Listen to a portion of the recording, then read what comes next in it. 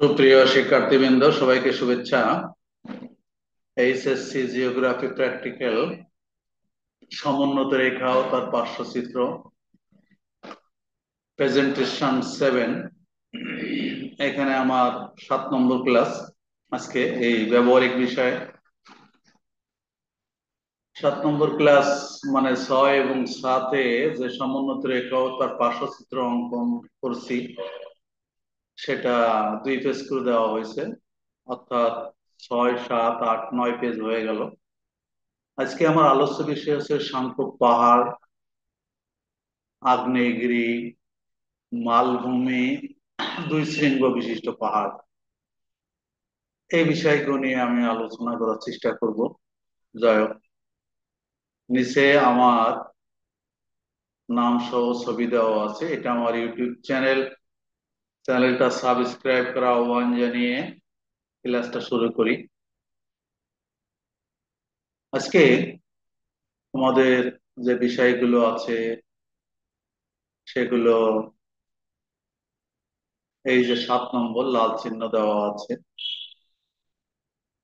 আমরা 7 নম্বরে চলে আসলাম। এখানে আসলে 4টা করে দেওয়া আছে: সমোন্নত রেখা, কোণাকৃতি পাহাড় বা সাংখ্য পাহাড়, মালভূমি, আগ্নেয়গিরি, দুই শৃঙ্গ বিশিষ্ট পাহাড়। এইগুলো আমি আলোচনা করব।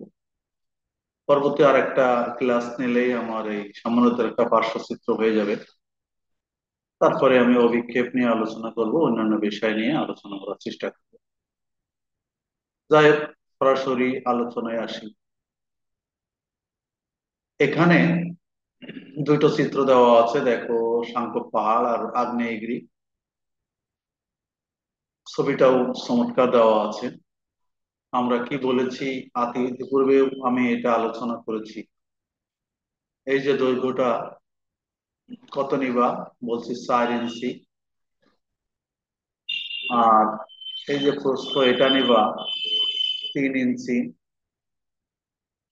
এই পরিমাপটা নিবা। তারপরে হচ্ছে এখানে স্কেলে যে 2 ঘর করে আছে, ছোট করে 2 ঘর, 0.2 ঘর, 0.2 ইঞ্চি করে।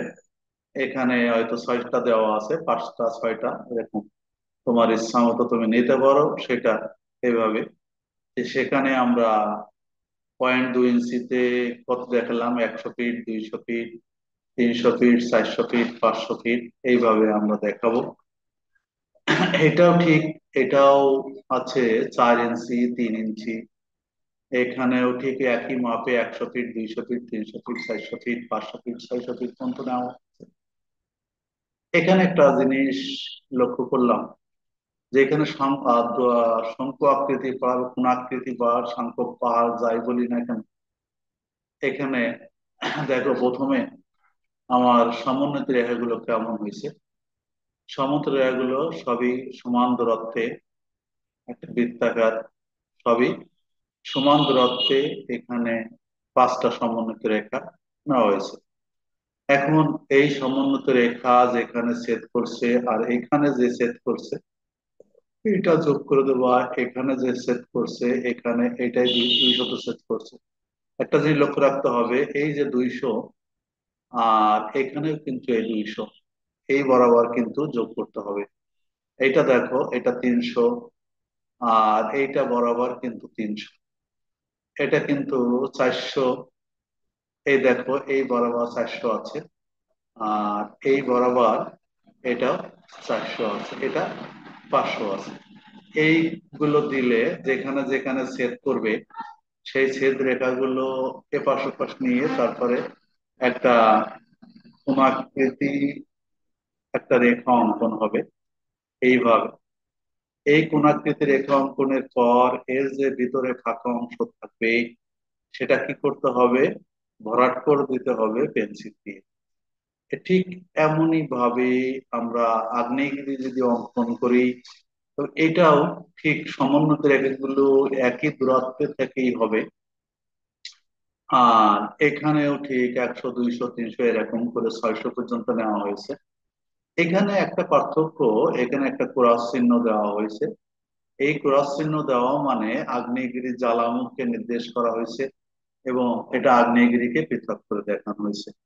এইটা, এগুলো আর কি বলবো, যোগ করলে যেটা হয় সেটা হচ্ছে এই রেখাটা ঠিক একটা আগ্নেয়গিরির আকৃতি বিশিষ্ট রেখা হবে। এই রেখাগুলো যখন হবে তখন ফাঁকা অংশ আমরা পূরণ করে দেব। এইভাবে আমরা আগ্নেয়গিরি এবং সাংখ্য পাহাড় অঙ্কন করতে পারবো। তা যাই হোক, এটা অঙ্কন হয়ে গেল। পরবর্তীতে আমরা আসি আর একটা চিত্রে। সেখানে আমরা কি দেখছি, যে সমোন্নত রেখা তার পার্শ্বচিত্র, একই সিস্টেমে সমোন্নত রেখাও তার পার্শ্বচিত্র। এখানে আছে দুই শৃঙ্গ বিশিষ্ট পাহাড়, এটা আছে মালভূমি। আমরা যদি দুই শৃঙ্গ বিশিষ্ট পাহাড় অঙ্কন করতে যাই তাহলে সমোন্নত রেখাগুলো কিন্তু দুই পাশ থেকে আসতে হবে। এখানে এই যে মাপ, এটা তো একই, 4 inch by 3 inch, 4 inch by 3 ইঞ্চি, এটা নেওয়া হয়েছে। তারপরে এই যে আমরা 0.2 ইঞ্চি করে 6 ভাগ করেছি, 100 feet, 200 feet, 300 feet, 400 feet, 500 feet, 600 feet. এটাও ঠিক তাই, 200, 400, 600, 800, 1000, মাঝে একটা বাদ দিয়েছে সেজন্য 100 করে লেখে নাই। এবার দেখো, এখানে ঠিক যেভাবে সমোন্নত রেখাগুলো আঁকা আছে এইভাবে আঁকবে। একে দেখো, এখানে 100, এইটা আছে 100, আবার এখানেও কিন্তু 100, আর এইটা কিন্তু 100। এইভাবে এপাশ ওপাশ করে সব সমুদ্রগুলো সংযোগ করলে আমার যে রেখাটা আসবে, সেই রেখাটা এই একটা দুই শৃঙ্গ বিশিষ্ট, দুইটা শৃঙ্গ বিশিষ্ট একটা পাহাড়ের আকৃতি বিশিষ্ট একটা রেখা অঙ্কন হবে। ফাঁকা স্থান আবার পেন্সিল দিয়ে পূরণ করে দিলে চিত্রটা হয়ে যাবে। এটাও ঠিক তাই। এটাও এইভাবে যে রেখাগুলো দেওয়া আছে, রেখাগুলো নিয়ে আমরা সমুন্নত রেখা আঁকবো। থেকে এই যে আমরা রেখাগুলো দিচ্ছি, এইটা একটা মালভূমির আকৃতি বিশিষ্ট রেখা অঙ্কন হলো। এই সাধারণত মনে রাখতে হবে, মালভূমি এবং পাহাড়ের মধ্যে পার্থক্য হচ্ছে মালভূমির উপরিভাগ সমতল, অনেক সমতল ভূমি বা সমভূমি, কিন্তু পাহাড়ের উচ্চতা কোন আকৃতি বিশিষ্ট বা শৃঙ্গ বিশিষ্ট হয়। এটাই পার্থক্য। ঠিক এই রেখাটা অঙ্কন করলে এগুলো তো তোমরা আগের মতোই, এখানে 400 আছে, 400-র সঙ্গে যোগ করে দিবে। এখানে 500, 500-র সঙ্গে যোগ করে দিবে।